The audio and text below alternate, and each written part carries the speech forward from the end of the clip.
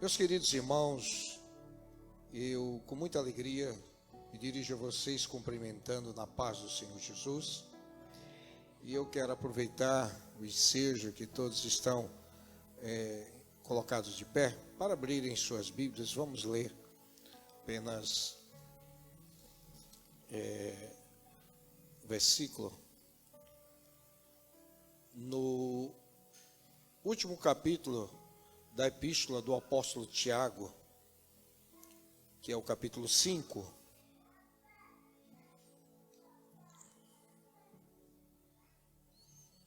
Capítulo 5 da epístola do apóstolo Tiago.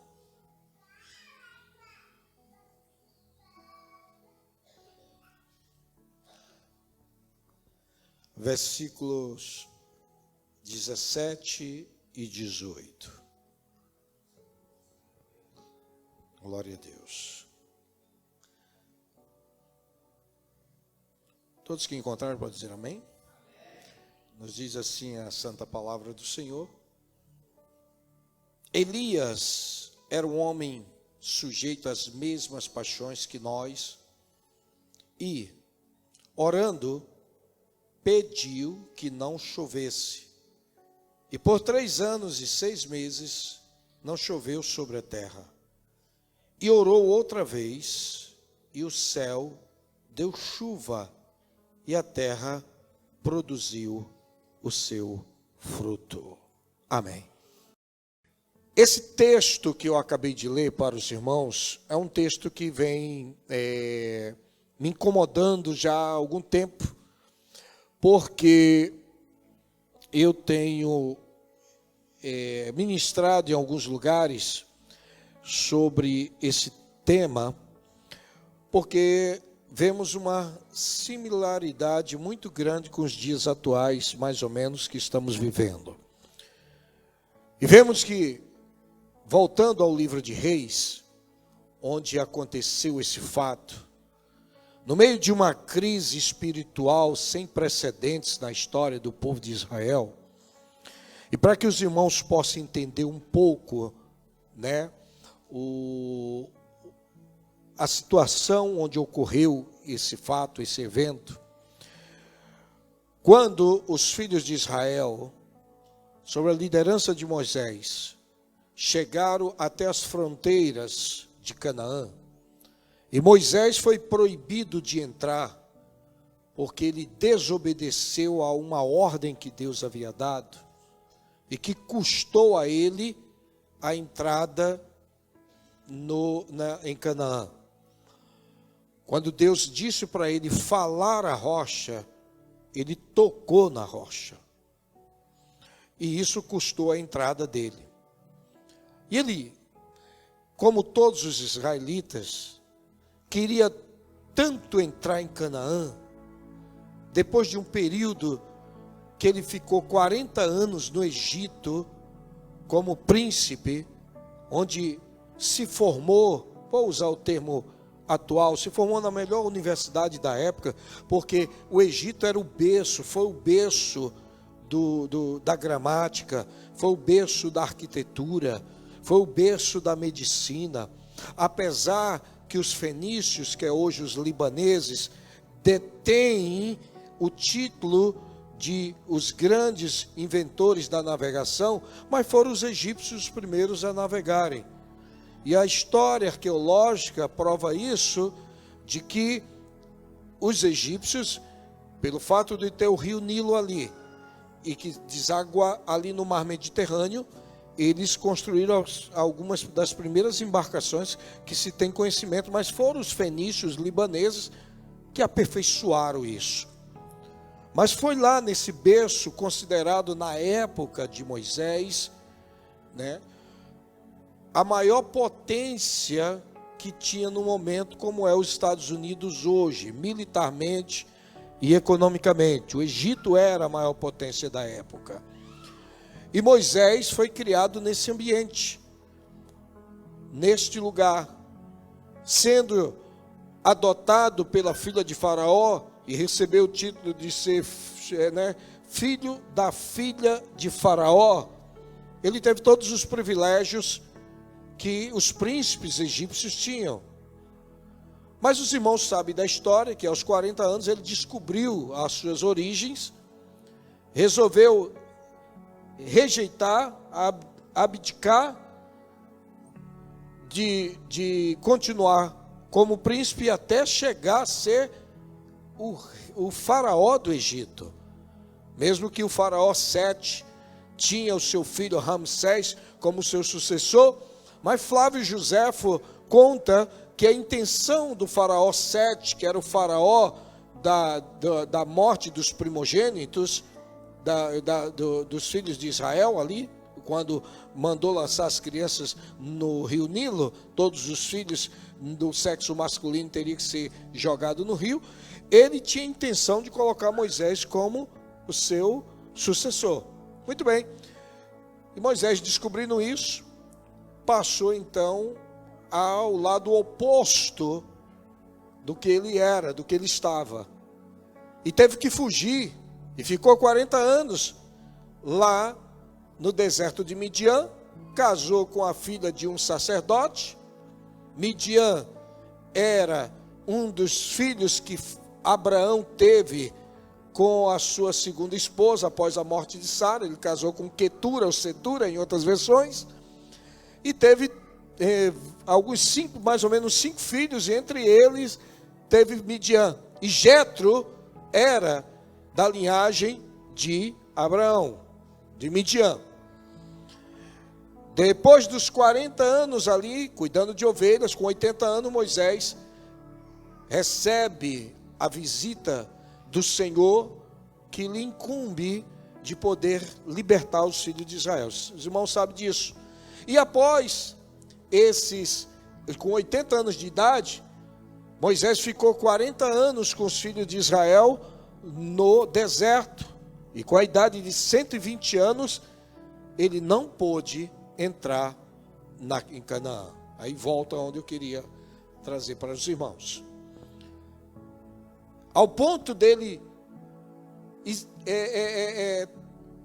pedir tanto ao Senhor, insistir, que Deus chegou para ele e disse: olha, tu não entrarás, e não me fales mais sobre este negócio. É assunto encerrado. Quando Deus dá por encerrado, é encerrado. Não adianta pedir e discutir. E deu por encerrado e disse: olha, você vai ver com os teus olhos. Não sei se Deus transformou os olhos de Moisés como de águia, que consegue ver uma distância longínqua. Quando ele subiu no Monte Nebo, ele viu tudo, né? Mas ele não entrou. Josué liderou a conquista, e durante um período o filho de Israel ficou sob liderança de juízes, ao ponto de pedir um rei, e os irmãos conhecem a história, no qual o primeiro foi Saul, oficialmente, né, determinado por Deus.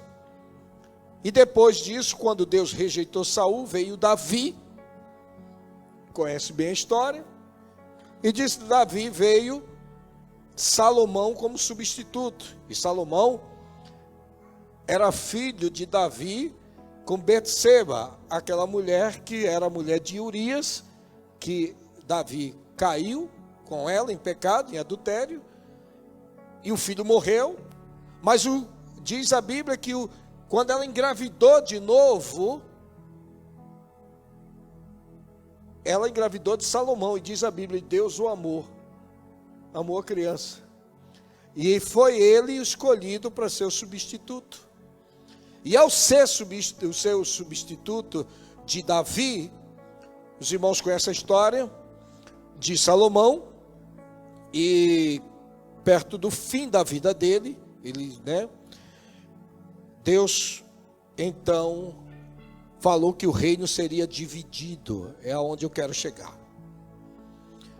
Com a morte de Salomão, Roboão ou Reoboão, em outras versões, filho de Salomão, foi o protagonista de uma divisão. Divisão essa que foi, por incrível que pareça, parece uma incoerência dentro das prerrogativas que pertencem a Deus, né? Que diz que Deus, tem até canções que diz que Deus não é Deus de divisão, de fato. Mas nesse caso, Deus estava nesse negócio. E Deus havia antes mesmo dito que daria 10 tribos para Jeroboão, filho de Nebate. E 2 tribos seria com a linhagem de Davi. Quando Reoboão tentou unificar novamente através da guerra, uma guerra civil, tá? Guerra civil, Deus disse: volte cada um para o seu lugar, porque esse negócio veio de mim. E foram. A tribo de Judá ficou com Benjamim ao seu lado, e a linhagem de Davi continuou. Né? Depois veio Roboão e assim por diante, até os demais reis de Israel. Mas as 10 tribos ficou com Jeroboão, que rapidamente se desviou, criou um altar em Betel, onde profanou o nome do Senhor, com medo que os israelitas fossem a Jerusalém para adorar a Deus no templo. Achava que esse povo ia voltar de novo a se unir com a casa de Davi. E então ele criou um altar pagão, e Deus mandou o profeta lá falar sobre aquele altar. E a ira de Deus caiu sobre a família de Jeroboão e seus descendentes. Quando chegou na época, e passou os anos após reis que passaram, chegou até a Onri, que foi morto de uma forma traiçoeira por alguns dos seus que faziam parte ali do seu reinado, e o seu filho Acabe foi quem assumiu o trono. E diz a Bíblia que Acabe fez pior do que todos os outros reis que foram antes dele. E que se não fosse somente o dele ter levantado altares aos deuses pagãos, do quais Deus havia ordenado que os filhos de Israel não deveriam se encurvar e nem prestar culto, ele ainda vai e casa com uma princesa ímpia, uma mulher que era da terra da Fenícia. O seu pai, Etbaal, era rei sobre Sidom, e Sidom e Tiro eram cidades da área portuária lá da Fenícia do Líbano, hoje Líbano. E o nome dessa princesa se chamava Jezabel. Jezabel era uma mulher astuta, perspicaz, maligna e diabólica. Ela liderava o culto a Baal e a Será no seu país. Deuses esse que exigia sacrifícios de crianças, que exigiam orgias imorais em seus rituais, e ela liderava isso. E quando ela casou com Acabe em uma aliança política, ela não foi só para lá, para Samaria. Ela levou 450 dos profetas que comiam na mesa do rei. E ainda tinha mais 400 profetas de Baal. Era um total de 850. E esses profetas desse Deus pagão e maligno tinham a incumbência de fazer o trabalho, vou usar o termo evangelismo, ou melhor, não evangelismo, proselitismo seria a palavra mais adequada, de converter os filhos de Israel, de abandonarem ao Deus de seus pais, que era o Deus de Abraão, o Deus de Isaque, o Deus de Jacó, o mesmo que apareceu a Moisés dizendo: eu sou o Deus de teus pais, Eu sou o Deus de Abraão, o Deus de Isaque e o Deus de Jacó. E eu, o Senhor, apareci a estes homens como Deus El Shaddai, ou seja, o Deus Todo-Poderoso. O Deus único e invisível, que os povos da época e muitos hoje não entendem, porque ele não tem formato do humano, ele não tem carne, ele não tem osso, ele não tem matéria, ele é um Deus invisível, pois o próprio Jesus disse para a mulher samaritana: Deus é espírito, e importa que os que o adorem em espírito e em verdade. Nós não temos aqui uma imagem da pessoa de Deus, e ele tão pouco é aquele velhinho de cabelos brancos, barbudo, branca, barba branca, sentado num trono com um chicote para poder castigar aqueles que obedecem. Não é nada disso. O Deus que foi apresentado por Abraão no altar em Betel, onde Abraão chegava, ele edificava um altar e invocava o nome do Senhor. Isaque fez a mesma coisa e Jacó semelhante. Onde chegavam, edificavam um altar e ali invocavam e adoravam um Deus invisível que ninguém vê, que ninguém pode ver com esses olhos e tão pouco tocá-lo, mas que ele vive, ele existe, e que ele se faz presente aonde invoca o seu nome. Ele próprio disse na pessoa do Filho que onde tiver 2 ou 3 reunidos no nome dele, ele vai estar ali no meio.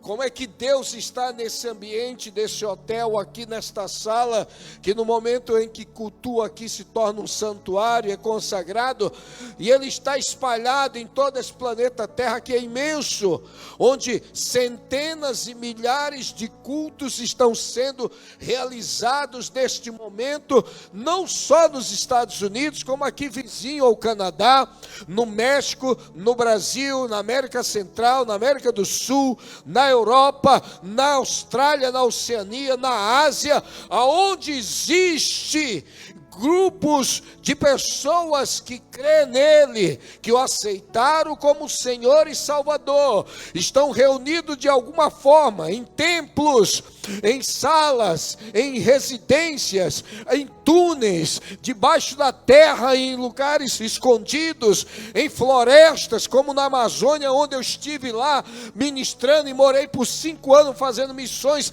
dentro da selva, onde você acha que não existe ninguém, que acha que só existem animais, existe pessoas nesse momento que estão lá adorando. Deus está presente em cada local desse que eu acabei de mencionar. Como isso é possível, eu não sei te explicar. Uma coisa que somente a minha mente consegue compreender um pouquinho, é que eu comparo Deus com o ar e o oxigênio que nós respiramos. O oxigênio não está somente focado aqui, nesta sala e nesta cidade. O oxigênio abrange o planeta inteiro. E é por isso que o ser animal, vegetal, respira, porque tem oxigênio, ele está presente em toda parte do planeta. Assim é Deus, que está presente em todos os lugares desta terra e aonde invoca o seu nome. Diz a Bíblia que nem os céus dos céus conseguem preencher com a sua presença. O universo é imenso, existe mais de 300 bilhões de galáxias. Cada galáxia tem bilhões de estrelas, planetas maiores do que, muito maiores do que o nosso. E Deus está presente em cada lugar desse, e Ele comanda, e Ele controla, e Ele administra cada ponto desse que está espalhado no universo. Como explicar isso? Não existe argumento nem explicação humana para isso. A única coisa que nós entendemos é de que Deus é Deus. Por isso que Ele é chamado de Deus, porque Ele é o único que tem esse título, porque Ele é o único Deus que existe. Os antepassados, ao entender a grandeza de Deus, viram nele que Ele era o único que tem este poder, e Ele apresentou-se a Moisés dizendo: eu sou o Deus Todo-Poderoso. Mas pelo meu nome, o Senhor, ou Yahvé, que são 4 letras do alfabeto hebraico que os judeus não pronunciam, os judeus mesmo, principalmente os ortodoxos, né, não pronunciam o nome Yahvé, porque eles acreditam por ser pecadores humanos, e esse nome ele tem um simbolismo de santidade acima da compreensão humana, não pronunciam. Eles chamam Elohim, ou Adonai, Axé, Adonai, não é Axé Bahia não, tá? É o nome de Deus no idioma original da Bíblia. Agora Yahvé, ou Jeová, ou Jeová, não se pronuncia. Até para escrever ou ler, eles lavam as mãos.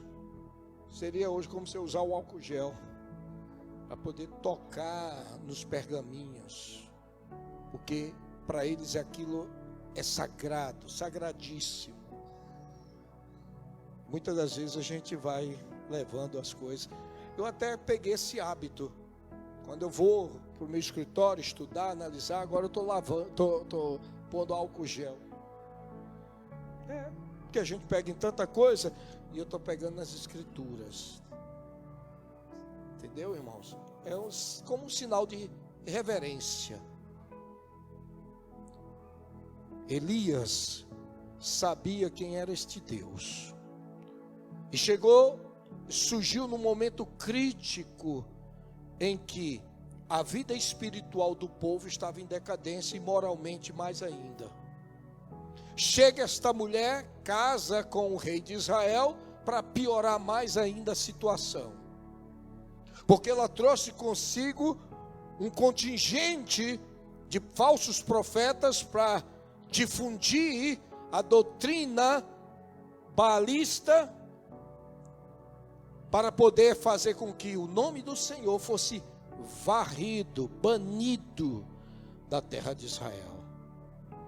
Mas a Bíblia diz que Deus escolheu aquele lugar para que o seu nome fosse invocado.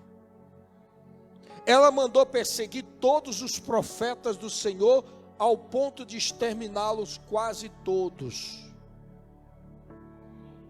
E tudo isso com a aprovação e com a carta branca dada por Acabe para ela, porque na verdade quem reinava e quem tomava as decisões era ela e não ele.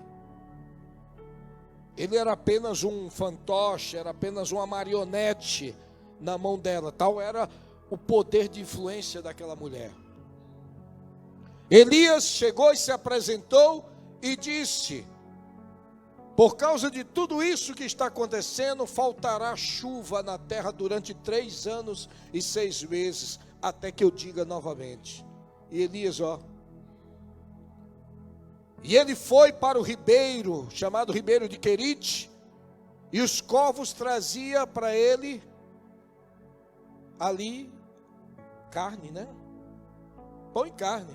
Eu nunca ouvi falar que corvos trouxessem comida para ser humano, porque eles comem. Você vai ali para o lado de Ohio, igual eu viajo muito, Ohio, Indiana, Missouri, tem muita plantação também na Pensilvânia, West Virginia, tem muita plantação, e eu já vi aqueles espantalhos, lembra que a gente via na TV, em filme ou em desenho animado, espantalho, que é para espantar os corvos, porque eles comem tudo ali. Já nesse caso da Bíblia é o contrário, eles trazem comida para o profeta. Porque Deus, quando cuida, Ele usa as aves dos céus, usa quem Ele quer para cuidar dos seus e não deixar faltar nada. O ribeiro secou e ele foi lá para a região, justamente a região de onde veio Jezabel, porque ali havia uma viúva com o seu único filho e que estava prestes a morrer, porque Deus, quando cuida, Deus não tem privilegiados. Aquela mulher era gentia, ela não era israelita, e Deus estava vendo o sofrimento dela e que ela ia morrer por falta de alimento e de água. E quando o profeta chegou, disse para ela: olha, faz o que tens aí. Ela disse: olha, eu só tenho aqui um pouquinho de farinha na botija e um pouco de azeite. Ele disse: vai, faz um bolo primeiro para mim. Olha que ousadia, para mim. Depois você vai e faz para você e seu filho, porque assim diz o Senhor, que a farinha da tua botija não vai se acabar, e nem o azeite também vai se acabar. Ela creu naquilo, e ali, enquanto Elias estava ali, não faltou farinha e nem faltou o azeite. A criança veio a falecer, veio a óbito, Elias foi lá e orou, e a criança ressuscitou.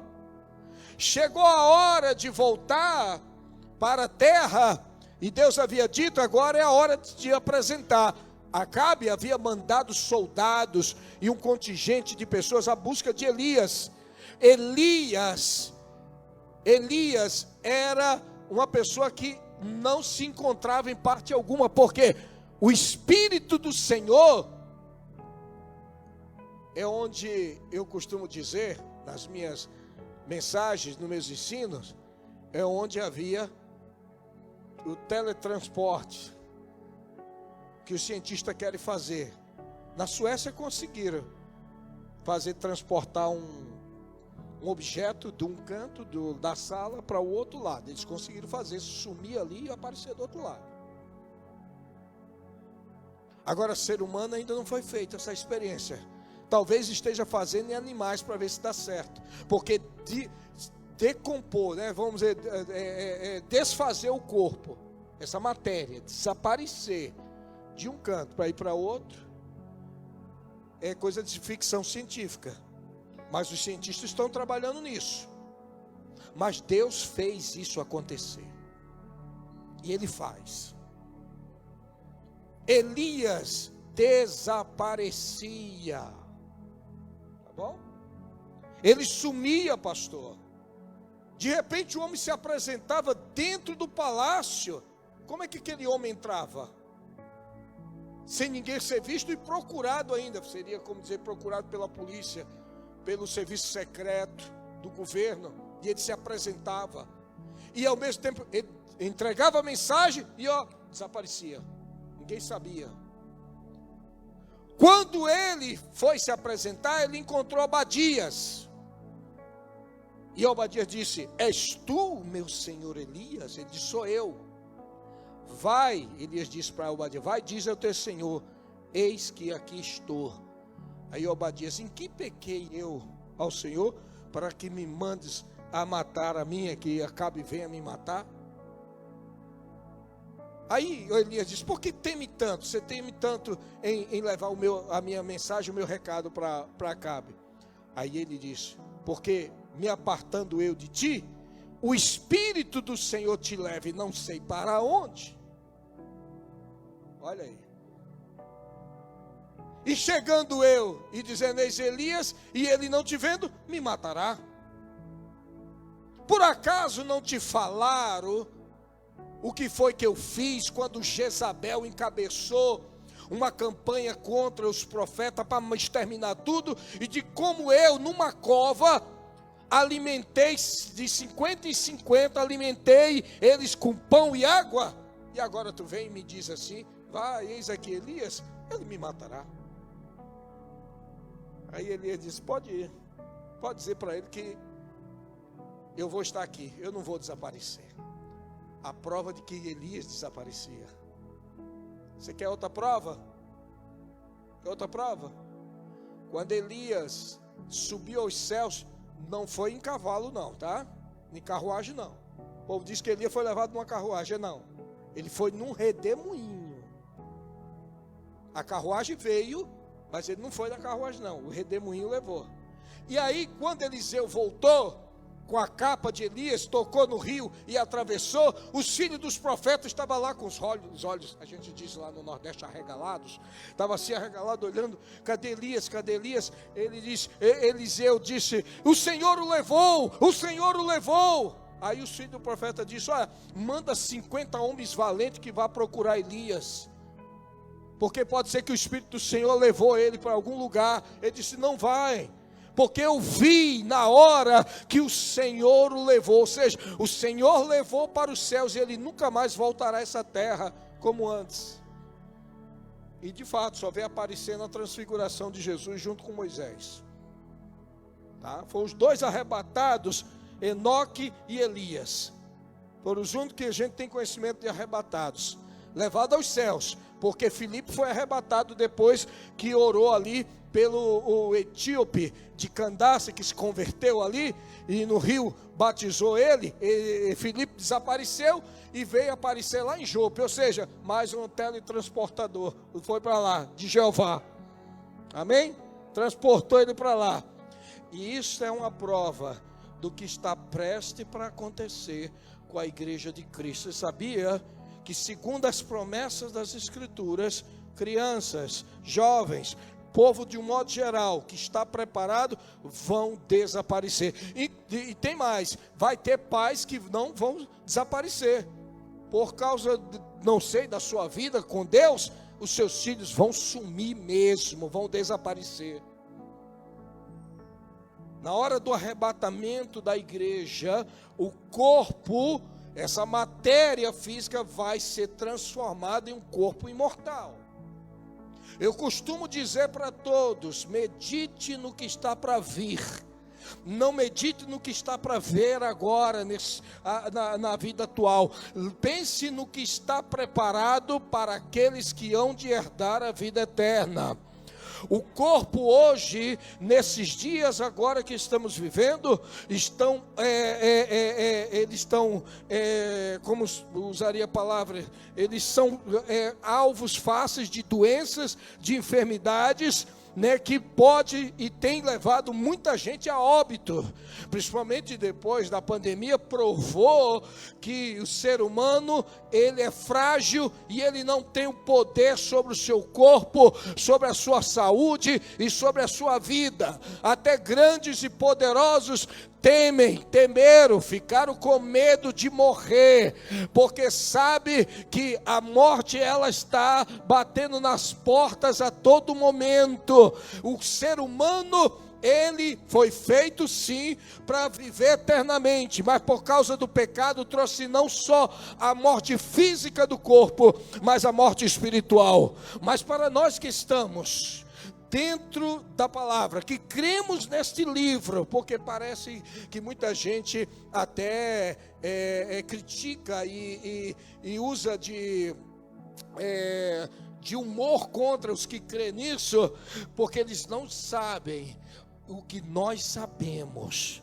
O nosso corpo irá se tornar em um corpo imortal. Você já pensou nisso, o que é o corpo imortal? É o que a ciência e os poderosos estão pagando somas enormes de dinheiro para terem o corpo rejuvenescido, para não morrer. Se vocês souberem o que é investido na área de cosméticos, na área de cirurgia plástica, que diga os botox da vida por aí, né? Entendeu? Fazem tanto botox para esticar, né? Agora é assim, que eu tenho observado aí, até parentada aí da minha aí, que parece que os lábios ficou assim, sei lá, não sei nem como imitar, ficou uma coisa de tanto fazer aquela roupa, ficou uma coisa horrível, sabe? É um sorriso forçado, é uma coisa meio forçada, que puxou, fica aquela, sei lá o que é aquilo, eu olho assim, meu Deus, o que é isso, né? Coisa parece que, ao invés de ficar bonito, ficou horrível, né? As pessoas não querem envelhecer, mas é um trajeto sem volta.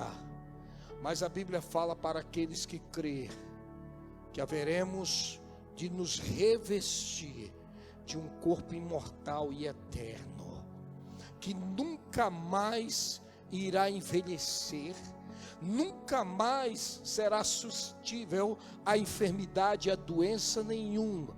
O corpo que Cristo morreu e ressuscitou é o corpo que ele subiu aos céus, sem pecado, e qual ele está até hoje, na eternidade. Por isso que ele é chamado a primícia dos que dormem, porque ele foi o único, o primeiro até agora, que morreu, ressuscitou e continua vivo. Os demais ressuscitaram, mas voltaram a morrer novamente. Então Elias, ao ser arrebatado, ele recebeu um corpo imortal, porque a carne e o sangue não podem herdar o reino de Deus. Ele passou pelo processo que a gente chama na linguagem científica para a lava e a borboleta de metamorfose. Houve uma mudança no corpo e vai haver uma mudança em todos aqueles que forem arrebatados no dia da volta de Cristo, conforme está escrito na palavra de Deus. A Bíblia diz que assim como Ele é, nós o veremos e seremos. Olha que coisa tremenda isso. Acredita os teólogos e os estudiosos na área escatológica que o corpo que haveremos de herdar na vida eterna é um corpo mais ou menos da idade de 21 a 25 anos, por toda a eternidade, sem cabelo branco. Eu tenho que pintar o meu, porque senão o meu fica todo branco, né? Minha esposa que pinta. Ela pinta meu cabelo, só não pinta as sobrancelhas que denuncia, né? Tá branco, tá ficando. Tá vendo? Do lado aqui fica. Só os 2 primeiros dias fica pretinho. Depois ele vai mudando de cor de novo. Tem jeito. Haja tinta, né, Bastão? Então, não tem como se esconder. Entendeu? A pele mudou. Vai mudando.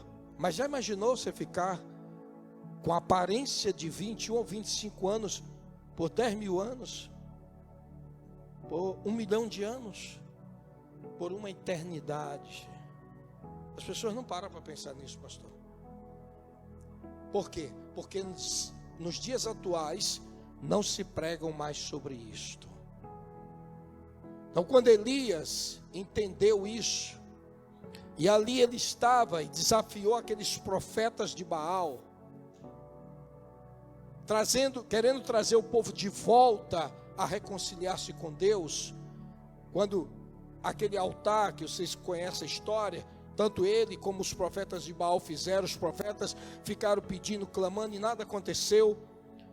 E quando ele clamou e disse ao Senhor que ele fez tudo conforme o Senhor ordenou, Deus ouviu a voz do seu servo que era fiel e mandou fogo a olho nu diante dos olhos de toda aquela multidão que estava ao redor. E o fogo caiu sobre o altar. Estou resumindo. E ele ainda antes de orar, tinha pedido para trazer 3 talhas cheias de água para colocar no altar, para provar para o povo que aquilo ali não era coincidência, era a mão divina, era a mão de Deus. Porque até a água pegou fogo. A água que escorreu do altar, usaram apenas 2 talhas, a terceira ficou numa época que estava faltando água. E a água fez ao redor, diz assim, um pequeno riacho, a palavra chama um canalzinho, ali, e fez que quando o fogo bateu no altar, consumiu o holocausto, ainda diz a expressão bíblica é corrigida, lambeu a água. Então aquilo aparentemente parecia não ser uma água, parecia ser ou gasolina ou álcool, alguma coisa do tipo. Porque pegou fogo, literalmente a água pegou fogo, e o povo, quando viu aquilo, gritou: só o Senhor é Deus, só o Senhor é Deus.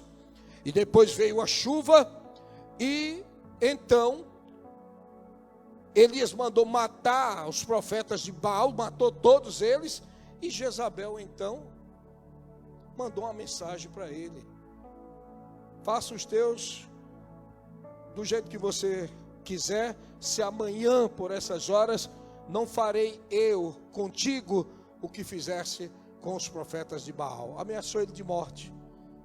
É aonde nessa hora que muitos não entendem, Elias perdeu a fé, ficou com medo daquela mulher que fugiu para o deserto, e lá no deserto ele pediu para morrer. Ele